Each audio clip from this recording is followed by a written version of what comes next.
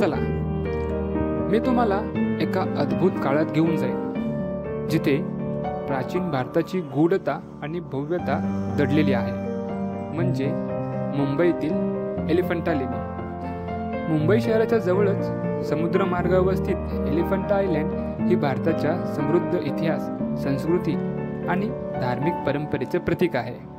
या बेटावर अनेक गुप्त कथांचा, दंतकथांचा आणि अप्रकाशित गोष्टीचा समृद्ध वारसा दडलेला आहे।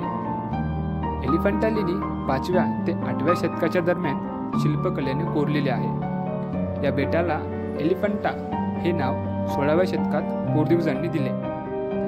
जेव्हा आपण या लेण्यांमध्ये प्रवेश करतो तेव्हा प्राचीन भारताच्या आध्यात्मिक आणि कलात्मक वारशाचे उत्कृष्ट शिल्पकला आपल्याला दर्शन देतात। बेटावरती 2 मुख्य लेणी परिसर आहेत, हिंदू लेणी आणि बौद्ध लेणी। प्रसिद्ध शिल्पांचा बहुतेक भाग हिंदू लेण्यांमध्ये आहे, जो की भगवान शिवाला समर्पित आहे। लेण्यांमधील सर्वात प्रसिद्ध शिल्प म्हणजे त्रिमूर्ती, ज्यामध्ये भगवान शिवांच्या 3 रूपांचं जसे की सृजनकर्ता, पालनकर्ता आणि संहारक यांचे दर्शन होते।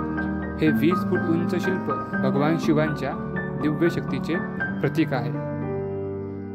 या भव्य शिल्पाकडे पाहताना आपल्याला त्यातून एक अपूर्व आध्यात्मिक ऊर्जा जाणवते।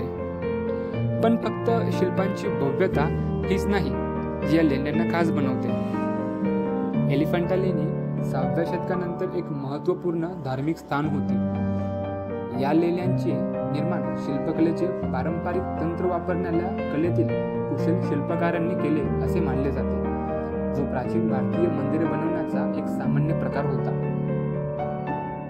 जेव्हा आपण या लेण्यांचा अभ्यास करत असतो तेव्हा आपल्याला हिंदू पुराणकथेतील विविध गोष्टींचे शिल्पांकन दिसेल, ज्यात भगवान शिवांचा पार्वतीशी विवाह, गंगा नदीचे निर्माण आणि भगवान शिवाचा नृत्य यासारखे गोष्टीचे चित्रण केलेले आहे। या शिल्पकलेचा प्रत्येक भाग अतिशय काळजीपूर्वक आणि आकर्षकपणे कोरलेला आहे। आश्चर्याची गोष्ट म्हणजे या लेण्यांचा उपयोग काही शतकापर्यंत विसरला गेला होता। आज एलिफंटा लेणी युनेस्कोच्या जागतिक यादीमध्ये समाविष्ट आहे, जिथे जगभरातून पर्यटक येतात आणि त्यांचे सौंदर्य, शिल्पकला आणि प्राचीन स्थळांच्या आध्यात्मिक शक्तीला साक्षीदार होतात।